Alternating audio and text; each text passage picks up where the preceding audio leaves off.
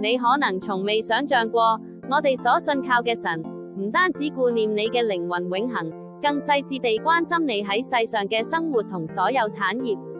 今日，我哋將揭開聖經中一個鮮為人知卻又充滿溫暖嘅篇章，感受它無微不至嘅大愛，遠超你所能想象。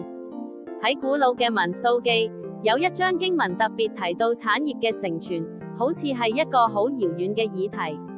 但細心閱讀，你會發現神透過摩西嘅指示，深切保障咗家庭同社群嘅穩定。正如民數記36章13節所講，這是耶和華藉摩西所吩咐的，每一個細節都彰顯他對人類生活福祉嘅重視。